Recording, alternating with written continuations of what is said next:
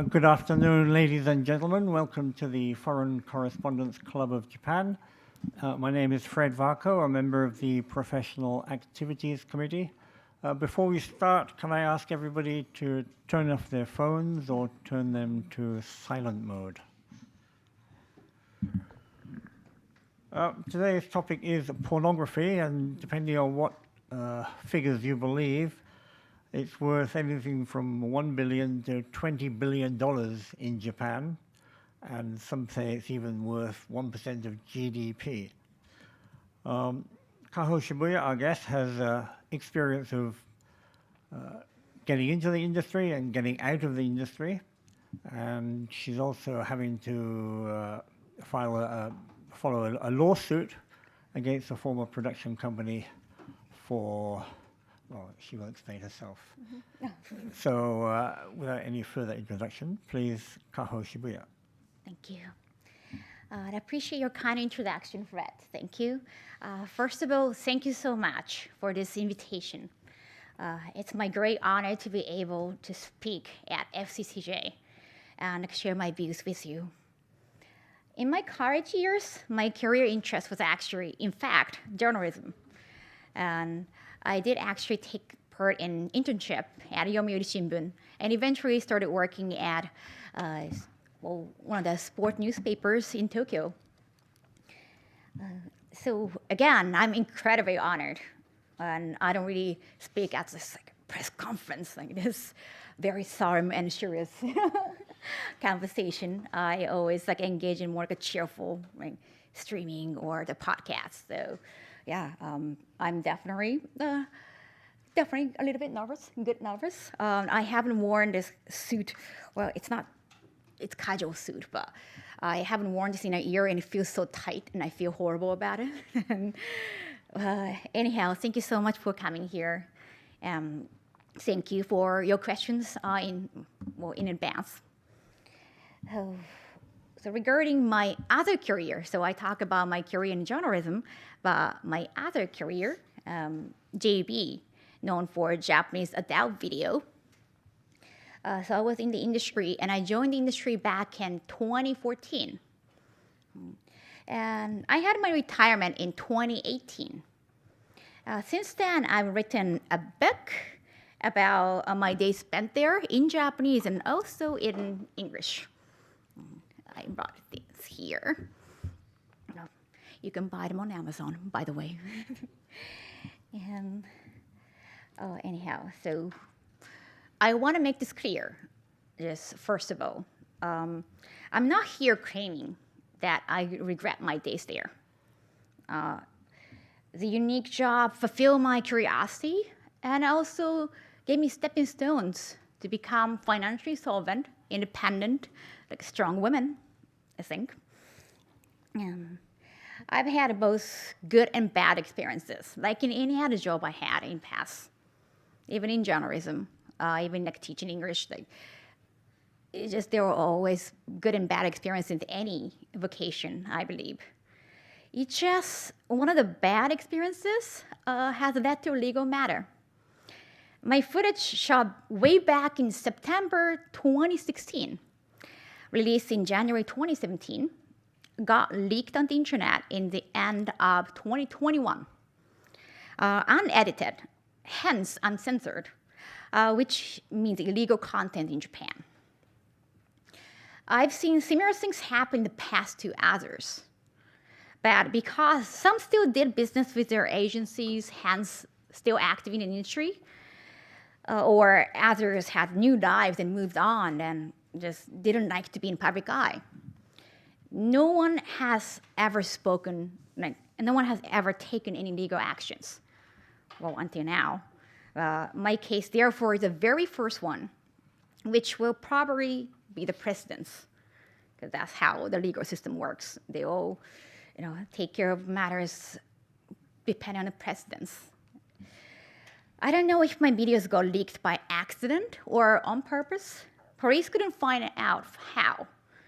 We only know who had the raw data, and they all claimed it was kept secure, then soon deleted. No sign of hacking, so we don't know how, Although the footage was from 2016, highly unlikely it just got slipped from database after 5 years. Actually, the director who shot my debut did a moonlight threat from the industry one day, leaving a lot of his staff members unpaid, also leaving his pets, plural, so many pets he had, unfed at home with feces all over his apartment. Rumors said he spent too much money on high brand items and lost money, so he had to run away, which was 2018. Soon after the incident, unedited videos the director took got leaked all over the internet, especially of those who retired. Everyone assumed the director did it for money, of course, only circumstantial evidence, but that was obvious. So in the JV industry, it's a known fact that there are people who sell unedited raw footage. But let me say this to avoid confusion. There are also people who produce uncensored videos in Japan, which is illegal, sometimes trying with a loophole to have a company overseas or shoot overseas with Japanese actors. However, some of them have been arrested in the past, including the actors. The point is, people have been illegally making money out of uncensored adult content in Japan, from Japan, with or without consenting actors. And my case is the latter, which is below the belt, no pun intended. Given the illegality of uncensored adult content in Japan, I believe production companies have a fiduciary duty to keep each pre-edited content unleaked. If they fail to do that, whether intentionally or unintentionally, they should be held responsible. That is what I'm asking here, or in my case. You might think it's an endowed industry. Come on, of course they're shady. You shouldn't expect them to make things right. Well, with new laws regarding making JVs, they're obviously claiming to be considered as a decent job. My case would actually, I believe, help them to do the right thing as a proper business. So honestly, in a way, I think they should or could thank me for the opportunity. But regarding questions, you can ask me about the lawsuit or ask more about the industry or myself. But I just wanted to be clear about the lawsuit because I never had opportunity to talk about it in detail in English. Well, thank you. Okay, thank you very much. We will go to questions and answers. If you have a question, please come to the microphone and state your name and affiliation if you have one. Does anybody have a question? First of all, can we just get into the lawsuit a little bit more? First of all, what was your motivation for the lawsuit? Was it a matter of principle or to get financial gain or what? Well, of course, you can't get any financially. I think you're getting peanuts or it's going to be minus. But anyhow, I understand the image because like adult industry already have the image of gold diggers, right? Anyhow, so for me, I always wonder like, why is no one suing? Because like it's illegal content and it should be kept safely. It's like, when some big company leaked or their like, personal information of customers leaked, they got sued in the past, like what happened to Benesse. So why shouldn't it happen? But because it was none of my battles, like I was never been the one getting exposed. I always thought, even from the industry, like, if it happened to me, let's do it. Okay. So it was like a promise to myself. Okay, and could you explain exactly who you were suing? Oh, yes. So there are only 4 people or parties that had the no data. So, of course, the production company and the editing company. I think they're connected. And the director and the videographer. So kind of 4 parties. So there are 2 people and 2 companies. And what stage is the lawsuit at the moment? Well, my lawyer, of course, they advise me or they they prefer. They said like, they personally don't want me to talk like too much in detail. So I'm not gonna name names, or of course, like I'm not gonna say the numbers.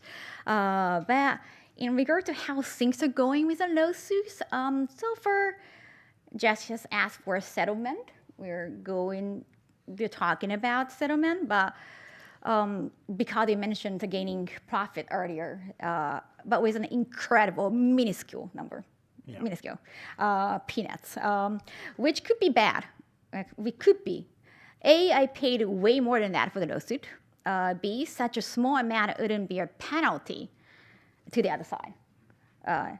Let's be honest, like, when you do a bad thing, then you need to be punished. Otherwise, like, they might do the same thing again. Right. That's how it happened. If they just like give you empty apology, like they might do it again. That's the reality of the situation. The bigger the number, the more careful they have to be not to let such thing happen ever again, because that's for their own sake. That's how it works. It's about penalties. With this as precedence, like how my case is going, all the potential plaintiffs with similar cases will lose money, for sure. Because like they have to pay, well, I mean, if they, depend on how much money they have to pay for the lawyers, probably, but yeah, I guess most of the time like, they're gonna lose money. Instead, they just have to, well, suck it up. I guess like you have to be good at it anyway, at the shoot, ironically, and be okay with the content, which shows your entire body with a pixel panties, no matter how illegal it would be in Japan. I don't think that's how the justice system works. Having said that, it's my own personal battle. It's my own personal case, so I can say it's not about money. It's not about getting profits. And yet again, it's the very first case. It's the very first time in the history with JB that somebody's like suing porn industry, like porn company, production company, for leaked content. So it's already means something. Well, as long as they admit their fault or apologize for letting such thing happen, letting their data leaked, I would say it's a win for me, but I've been hearing that they don't want to apologize. So it's been tough, because if they apologize, they have to admit their fault, they have to admit their responsibility. Like as legally, they don't want to do that. So it's really hard for me emotionally right now. Yeah. Okay. Do you know if any other actors or actresses have also expressed anger at having unpixelated videos released? Oh, of course. I've seen or I heard so many things like this happen. But most of the time, they're active in the industry. They're with agency. So they can't really do anything. They're not supposed to do anything. And I don't know if there are any deals with the agency or production companies. So, hey, like you leaked our girls' content, so now you have to use more of our girls. Or maybe there are some business conversations or how they fix things. But most of the time, girls said, "Oh, yeah, it got leaked, but I don't know what happened. I don't know how." Yeah. Well, when you were in the industry, were you ever asked to make unpixelated or release unpixelated movies? Oh, yeah. So again, that's the case. That's when people actually deliberately make uncensored content. It's not unedited content. They make uncensored, illegal content. I talked to girls who did that, and I also know one of the actresses who got arrested too.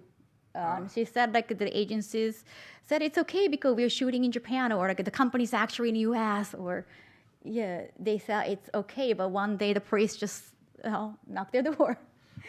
Well, that was my other question is, there's obviously a question of crossing borders. So if Japanese people go to California to make that movie, right, and then it's released on the internet, how do you sue in that case? Well, I guess that's great. I think that's a gray zone, and I don't know, like, I don't think actors are suing that case. I think the police going to catch them if that's the case. And again, that's like a legal loophole. Like if you smoke weed in U.S., even though as a Japanese citizens, we will get caught. It's not allowed, but we do get caught. Or I think that kind of the legality issues. But I've never been in that uncensored movies, like formerly. Like my case is like the video I took, I shot in Japan and got leaked. So it's like a different case. So I don't really have any personal experience with that. Okay. I only know people who got arrested or who took part in the content. Okay. And gained a lot of money because they pay you more for that. Okay. Any questions from the floor? Okay, I'll take up the cudgel.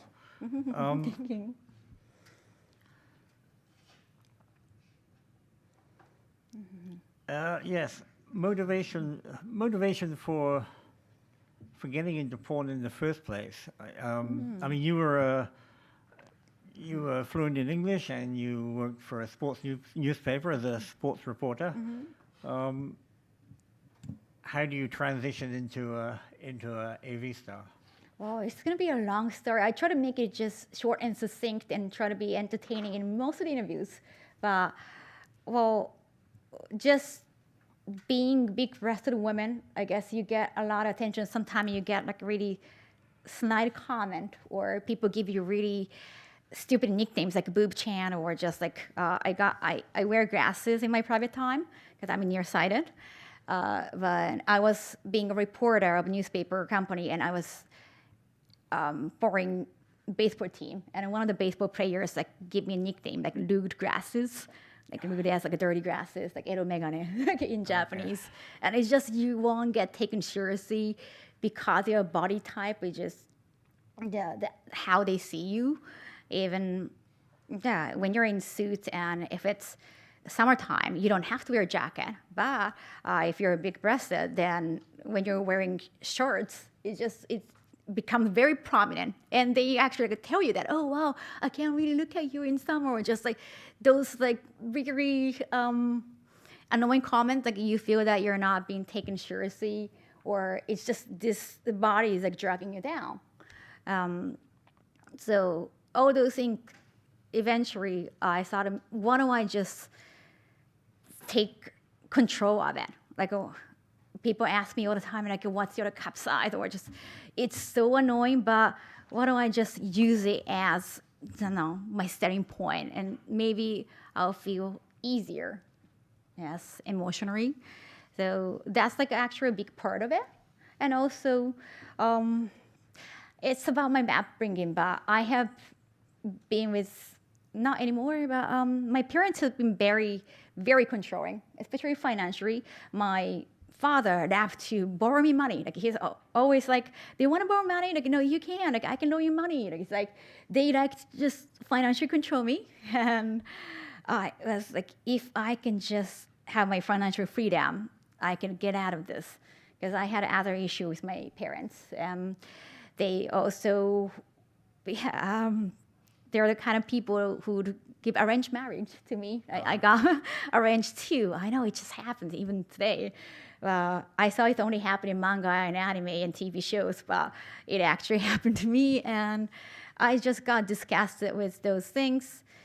And if I joined this porn industry, I was afraid to join, like, sign contract initially, because your whole life's going to be changing.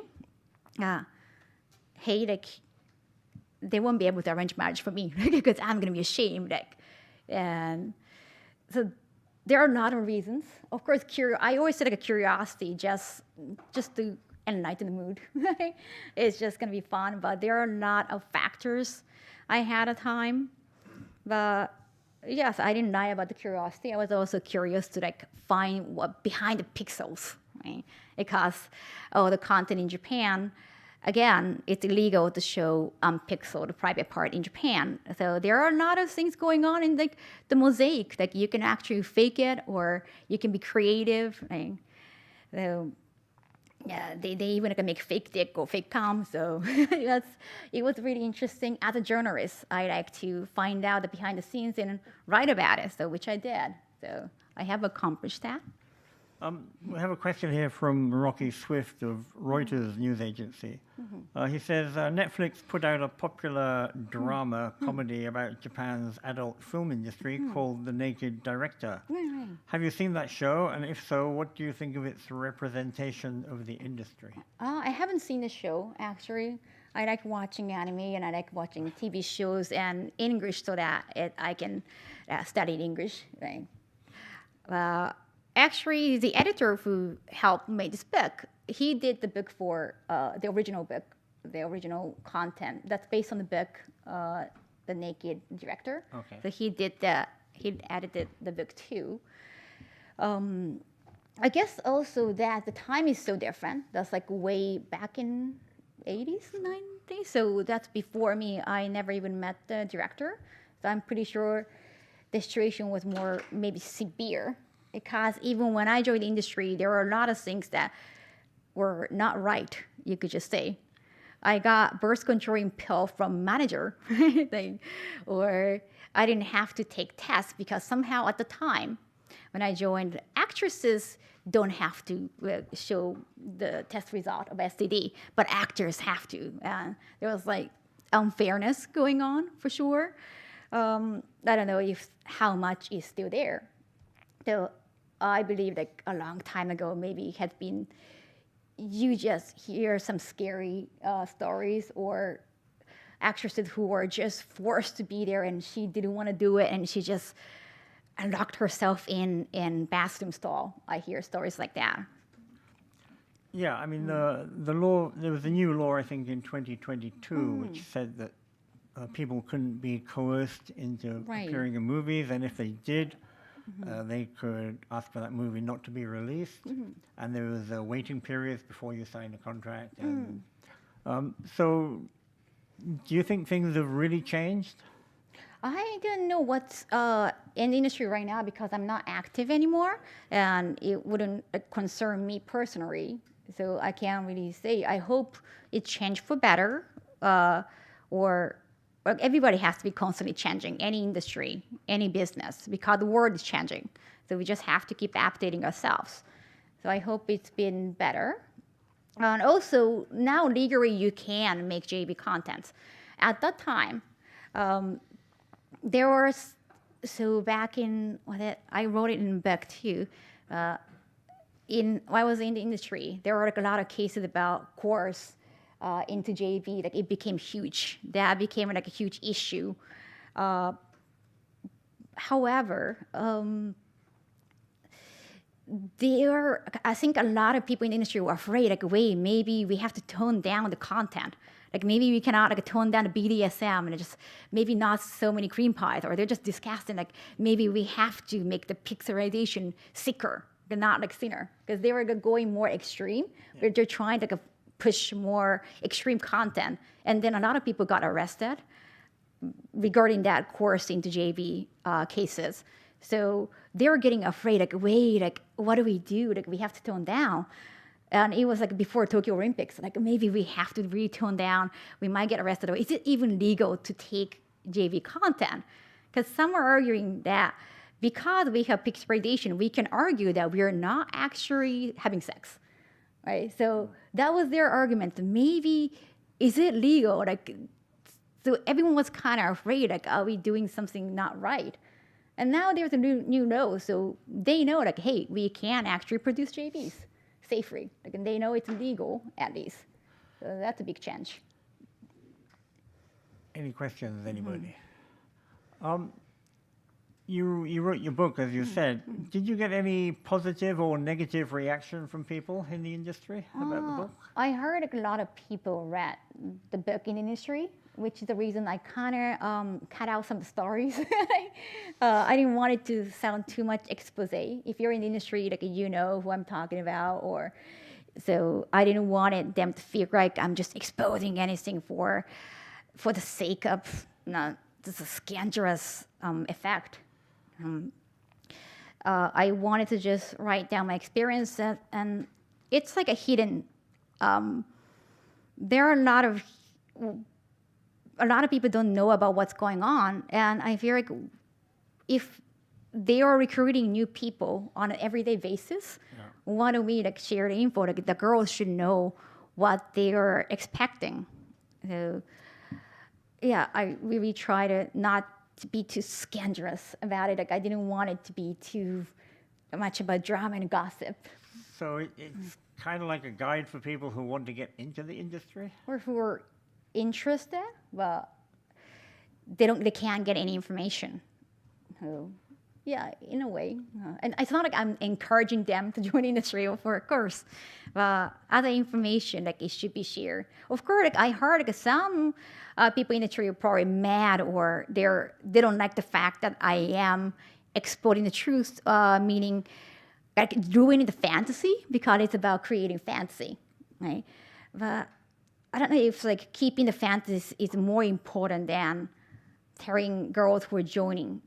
Then it's gonna be a stigma, or like, it's like whether you just do it for one time, one video, or for like 3 years of career, like myself, it's gonna be in your history. It's gonna be in your life forever, and you might get, even though you want to hide it, it'll be a stigma, and then people find out. Like they have to know, like they should know what they are encountering. So that's what I thought. Like I think it's more important than ruining the fancy. Yeah, it's like everyone knows it's fancy. Yeah, I mean, the stigma is one of the questions I've got here. So, afterlife for porn stars, AV stars. I mean, you read stories in the media that, this porn star has gone to a cabaret club or gone to Yoshiwara or into soaplands. It must be hard to retire. I mean, you obviously created a success in a different sphere, but for some actresses or even actors, I don't know, it must be hard to move on. Well, even like moving on to another sex work, you can get paid more because you have been in the industry as a star, JB star. So I don't know if they take it negatively, like, oh, I'm still in the sex industry, or they're like, oh, I can use my JB name, JB career, and earn more money. So they might see positively. So definitely, if you want to hide the fact you did it, it would be probably hard because the internet, especially. I myself try not to hide it. I keep using the same name. There is, of course, both good and bad things coming after just using the same name. Some of your clients don't want to work with you because, like, when you search your name, like, on the Google, so it's like, oh, the kind of obscene things. So they don't want to really use you for mainstream things. So that's one stigma. At the same time, well, I am a fan of a lot of things like manga and anime, and sometimes when the author changed their name or when the talents change their name for singing, when I'm singing, I'm using this name, like artist name. When I'm DJing, I'm going to use DJ name. It's just so hard to follow. Just for the convenience, I use the same thing. I also want to prove that I don't have to hide it. Like I can still do more. So it's hard, but yeah, But, I think I mean, my point is that you're forever going to be known as former JAV actress, and right. I guess you can live with that, but maybe some people can't. I guess so. Yeah, that's like what they have to live with. So yeah. Okay. Yeah, because like I said, it's not a crime, but at the same time, it's like it's in your career. So, like, yeah, if they want to hide it, of course they can just claim it, like, oh, I didn't do it. Oh, did you see my face on the internet, like as a JB girl? Oh, that's not me. Or just you can just claim it. And some people have claimed that publicly too. Yeah, I guess easy now with AI. Yeah. But from the actresses that you've known, how have you seen them, move on from the industry? Have they found it difficult? Well, I think a lot of them who are happy, I think most of them just like stay not very in this industry, but still like same sphere, like OnlyFans or something that's still like doing some ecchi stuff or like showing nudity. So, or like you said, like sex works. So those people, I think, like they have been benefited from the actress name. Some people who want to completely, I don't know, like get away from it. I don't know. I don't really know a lot of them, like personally, because all the people I talk to most of the time through work. So if they're not active in business anymore, I didn't have really.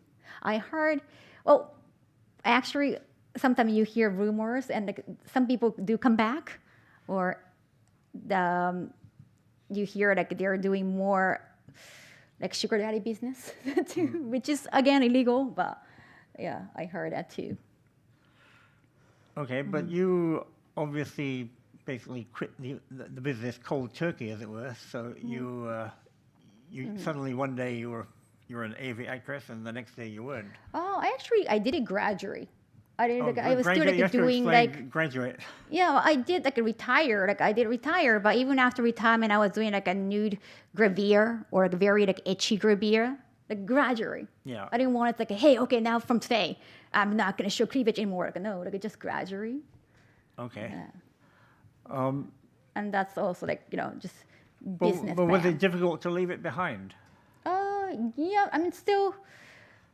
I mean, I wrote a book about it, so like I can it's like whenever people want to ask questions, like, oh, so about JV, like what's happening in JV, like, oh, can you just buy my book, or so it's become easier with the book. Yeah. Oh, another question. Yes. Let me.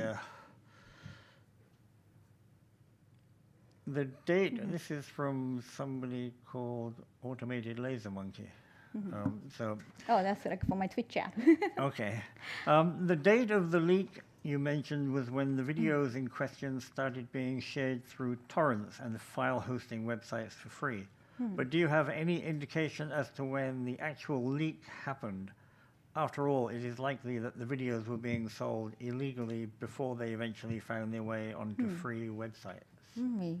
Well, I did not get any detail. We found out that it got leaked on the internet the end of 2021, and I talked to my lawyer, or I went to the lawyer's office. It was my first time meeting my lawyers too. That was January 2022. So I guess it was around like November, December. They found that they also did their own like research. Yeah, nothing more came out from the police report either. It's just they don't know how. So I'm not a detective, so I can't really, find out more. And whenever I talk about the case, especially on the internet, I know there are a lot of some stupid comments sometimes on the internet, right? And some are just so really unrelated to my case. Some started claiming like, oh, look, Japan shouldn't have like a pixel on the private part anymore, or they're just switching the argument. Well, it's an interesting point. Should Japan have pixelated? I mean, like I'm not the one to decide. Okay, so I'm not representing Japan, but and also I think Japan has more pressing matters regarding like any rules. Yeah, my point is like it's illegal in Japan. It's like how you cannot smoke pot in Japan, how gay people cannot marry in Japan. It's just different in Japan. And I don't want to be in part of like illegal activities, especially without my consent. But it's interesting. You brought up shoe weed, or is it okay to remove pixel panties? I think it's like personally, it could happen. I think it's fine. Well, personally, of course, especially because my content got leaked, like I'll be emotionally like more relieved that okay, so it's not just me, like everybody's now wearing panties, like pixel panties anymore, so I don't have to feel weird about it. But I think viewers probably like want what's happening. I guess like, they don't really they hate this like a pixel, the mosaic.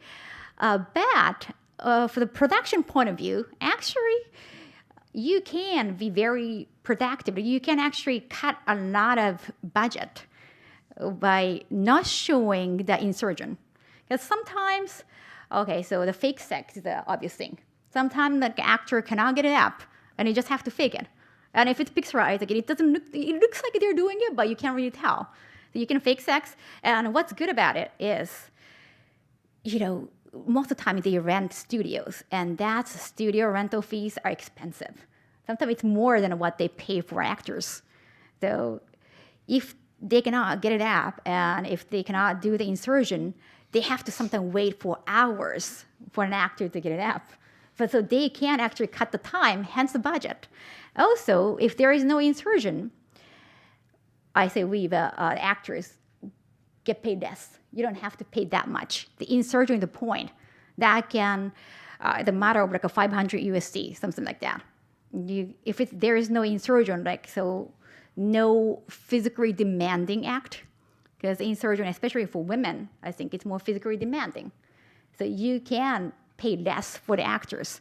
So that can help the budget. So the fact there is a pixel and you can fake stuff and be creative. There is also like a fake cum, fake female ejaculation, something like that. Not Squirtle, that's a Pokemon name. Sorry. The Squirt. Yeah, so there are a lot of fake things, and then you can cut the budget. So my question is, how much is faked? No? How much is fake? Oh, I mean, it depends on the production. Sometimes they just don't even use sex. There is no insertion in the script from the beginning because they want to cut the budget. That's their, can we just do 2 sex and one is fake? That happened in the script too. And that's how they cut the budget. And they can make more money from the production. So maybe keeping the pixelization might help the production. So I don't know if they're okay with taking it out. But that's for them to decide and for Japan's representative to decide, I'll be ready to get rid of pixel panties. So, I don't know. Let's hear them out. So could you put a figure on it? In your career, for example, say in a month's work, how much would be fake sex and how much would be real? I think a lot of rich companies, they got budgets and they want more real things. They can make that. A lot of time, I think 40% could be a fake cum because they want to, I think the cream pie, I don't know what it is about cream pie, even in hentais, in 2D manga, it's just, somehow it's they're fascinated with it. I'm not. I'm not really, but it's popular content, so they want to fake it. So, yeah. And on the flip side of that, well, my question I've got here is, did it always feel like work? I mean, sometimes were you enjoying it? Maybe initially you're just so mesmerized or just excited. This is so new. It was so exciting. Eventually, it became more work and it became repetitive in a way. I get given the same kind of role, especially when they found out about my career, who I was. Initially, they given okay, you're a girl from Aomori. I never been to wait, have I been to Aomori? But I'm not from Aomori. I'm from Tokyo. But you're given a fake profile, mainly because they can create a fancy. That's the one reason, and two, most of the time, you don't want to be found out by your parents or friends. So you're safer with fake profiles. So I got given fake profile. I kind of got exposed at former journalist, former sports newspaper reporter. I didn't know it was going to happen, but people found out. And I got a lot of reporter roles or teacher roles because they found out I could speak English. So it's again. And because of my figure and also I was, of course, it's not I joined the industry at the age of 18 or 20 because I had a career before that. I went to 4-year college, so I was older. So I got a lot of MILF roles, and again, it's the same thing. I have the same things, and it just got a little bit monotonous for me, for sure. So did you have to speak a lot of English in your movies? Yeah, they're oh, can you just wing it up and teach us English? Oh, okay. So basically, it became work. Definitely, it felt more like work. But I guess I felt responsible. I like the work part too. Hey, now I'm taking it seriously. Initially, it was just fun, and I met so many fans, and oh wow, I want to make them happy. So I want to be taking. I want to take it seriously and do work. But then it became really boring. So with so many kind of same scripts. So yeah. Sometimes you get excited for oh, is there a time-stopping content? I never been in here. You get excited with some new stuff here and there, but it became monotonous. So I decided to move on because it was not exciting for me. Sorry, do we have any questions from the floor? Yeah, please. Thank you. Hi, I'm Ty Barron. I'm a freelance journalist. To circle back to litigation, you were speaking about precedent earlier. What kind of precedent are you hoping to strike for the future if somebody is in the same situation as you, where they have a leaked video? I hope that they admit their fault. That's the main thing, whether I get any compensation or not. Like winning a case would be good, but it's like winning the battle or like winning the world. Like you have to see the big picture. As if I lose and then also they're not apologizing me or anything, then I think it's gonna make them look bad. So I really want to make sure that I want to really see that, and that could probably be better for the future. Like they might, or the industry might find it as a shame, like, okay, we didn't like do any compensation for the leaked content. Okay, looking bad, like we have to do something to make things better, and they put that in writing in contract, because you have to sign a contract every time before JV shoot. So maybe they put that in writing, like if the content got leaked, like we are compensating this much, or maybe in the future. Okay. Yeah. And to follow that up with, when you're done with the lawsuit, do you have any plans for what's next in your life? No, even like this is not my main thing. Sometimes like I get called by a lawyer. They just had a Zoom call, the another hearing via Zoom today, actually this morning. So the lawyer called me and I just got notified. But it's just part of my life. It's not really my main thing, because there is nothing much I can do because I'm not a lawyer or detective. So, yeah, but if talking about it like this, like sharing my views, could probably push them in a better direction. That'd be great. But after that, I just signed a mortgage loan myself. And Congratulations. yeah, thank you. It's 35 years I'm in debt. But it's like, well, I heard internationally the mortgage loan in Japan is really good, like below 1%.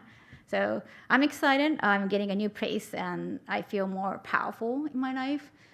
So I'm just excited to my future. Well done. Thank you. Thank you. Yeah, please.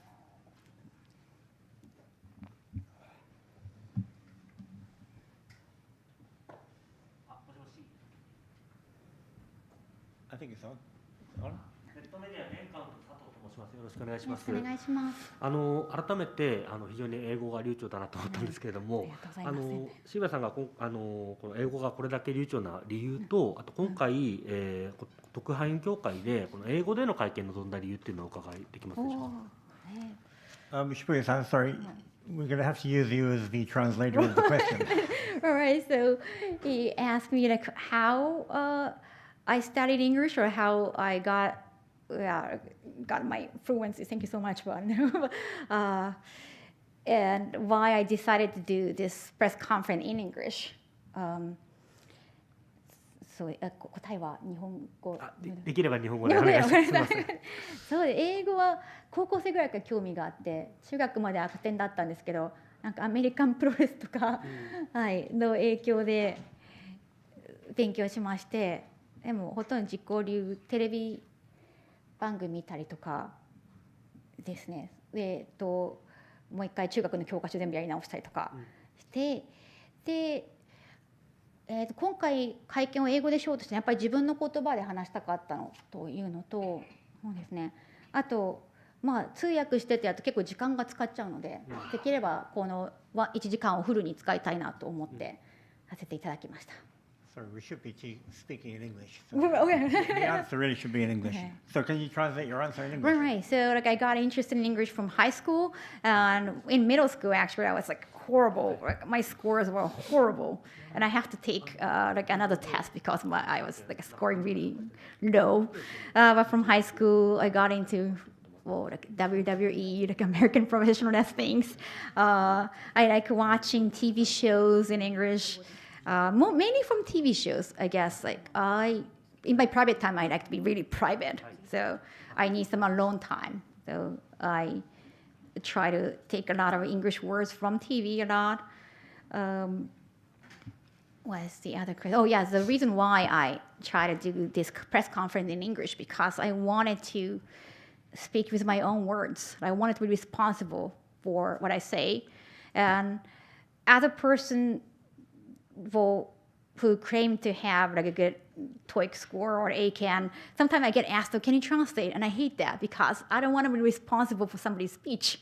It's just too much responsibility. So, and also, like, if there is translation, you have to talk, and then somebody talks, and it just takes a lot of time. I wanted to use this 60 minutes as preciously as I can. So that's the reason why. Okay, any more questions in English? One of the things, I guess, related to your lawsuit in some ways is the explosion of internet porn and free porn sites now. How do you think that's affecting the industry? I don't know if it affects your lawsuit at all, but how do you think it affects the industry in that everything just gets out there so quickly? It's damaging definitely the production company and also actors. They get paid less, of course, because no one is going to get buy the content. I guess the same thing is happening to like a manga, or you can sometimes get the free raw manga. I guess those like a free site. I don't know how free that is. Like I don't know if it's like a legally free, but I guess a lot of things, like same things are happening on the internet. Like even like AI art and the original artists like claiming like, hey, like what about our rights? And that's not just regarding JP.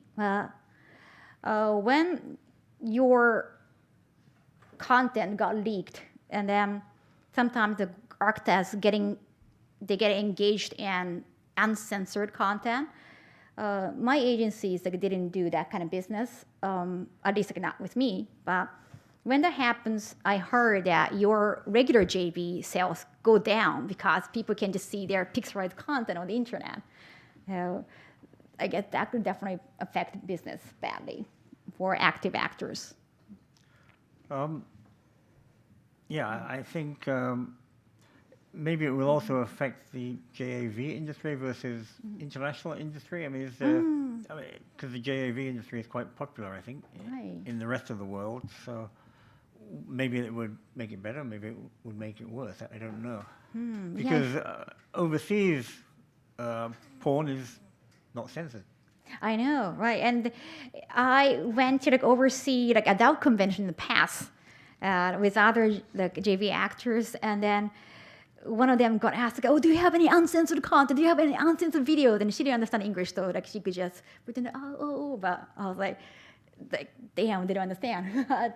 Maybe if they focus so serious about going globally, sharing content globally, maybe they think about taking off the pixels, right? That could be the production company might think it's better and let them buy the content officially uncensored.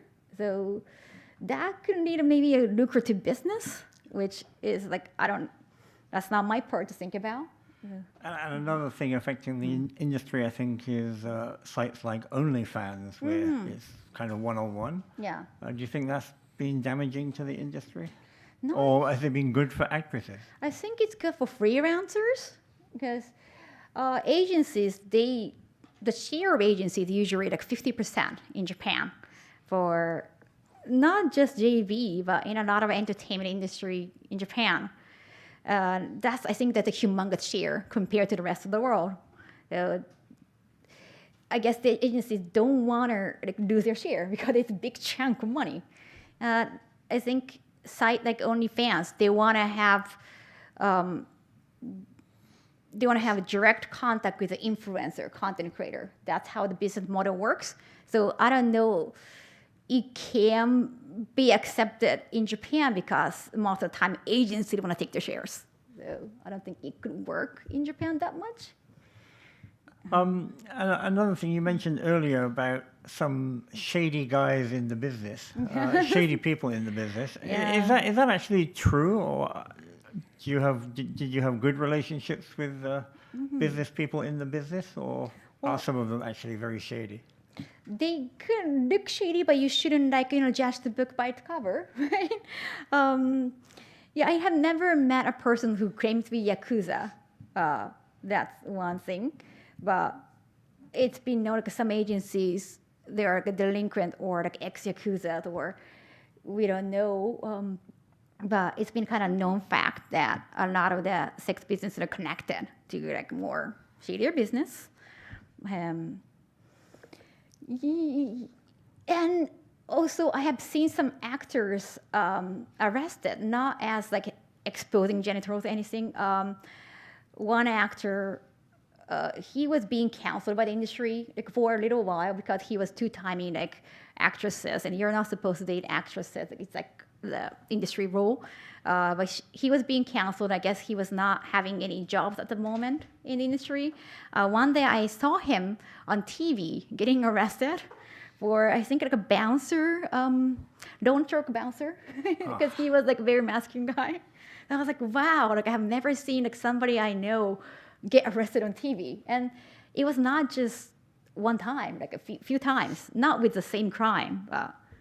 Yeah, you see some industry people get arrested. So that might say something.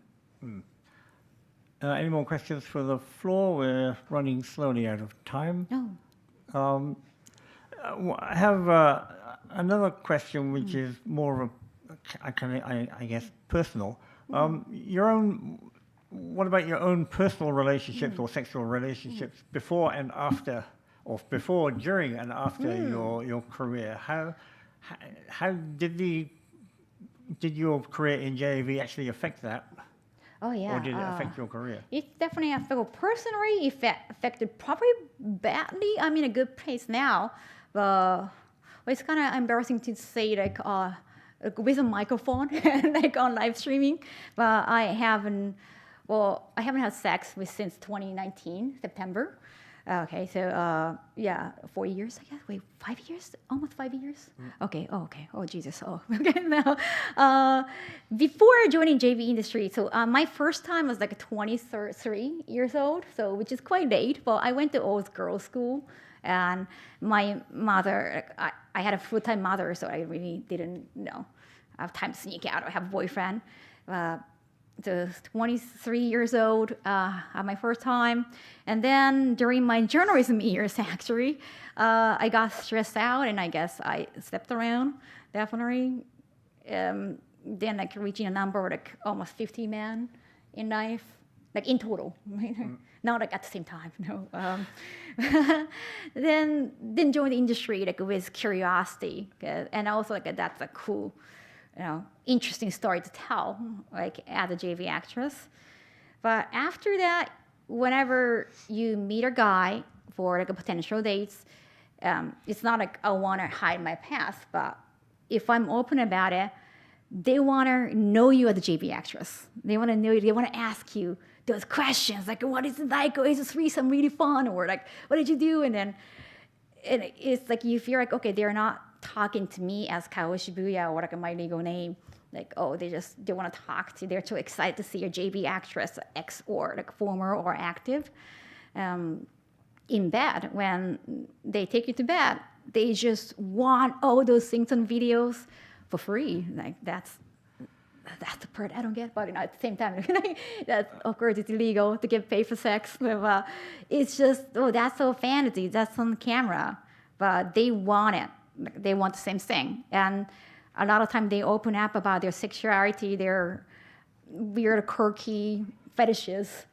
I should understand them all, and try everything on me, and just felt okay, this is not fun, and this is not even a good. It's not business. I can't really try hard because it's not work, and yeah, I just stopped being fun, and yeah, I wanted to really focus on my life being independent woman. So I was okay, I don't have to go date, or I don't have to have sex because I have plenty. And I don't really watch porn I read very ecchi manga, very passionately, but I don't really interested in like a real human beings intertwining in front of me. So I was like, okay, I don't really need this. So I'm in good place. That definitely the JV days, the fact that I've been known for JV made my personal sex cycle dating life so incredibly boring. Okay, and I have a quote from you from an interview you did in a Japanese magazine. It says, "Don't try to imitate the content of AV." What's the meaning behind that one? It's entertainment. It's fantasy. Even when you're not feeling too good, you need big reactions, and you have to be just an nymphomaniac. Like it's a role we play. Even directors in the industry, they want you to really feel it. Even directors, like we say JV actors, but no one thinks like we are real actors. Like they all assume, like they all expect you to be really enjoying it. Like, even the production company people, like they have a meeting with me before the JV shoot, and they ask questions like, "Oh, do you like to like expose yourself in public? Like, then do you feel like, excited about it?" And I was like, "No, well, it's illegal. I don't want to get caught, so no." And like, they're like, "Oh, okay." You know, like they're just like so disappointed. So I just faked in interviews too, like in meetings, like to producers, directors. I try to be very actively and like happy nymphomaniac, so because they love that. So that's how I got casted. But that's not real life, and sometimes, oh my God, it hurts a little. You can't see it, and you have to put a smile on your face.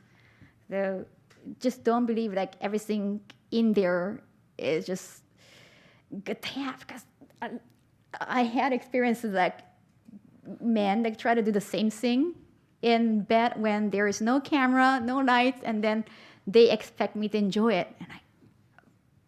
And I couldn't say no because I didn't want to ruin the fantasies. But yeah, that's the truth. Like we do it sometimes for work. Yeah. Okay, we're nearly out of time. If there's any more questions from the floor, we'll take that, but there aren't. So the future for Kaho Shibuya, how do you see yourself in 5 or 10 years' time? Well, I can't really say, because 5 years and 10 years, I don't know how the world is changing.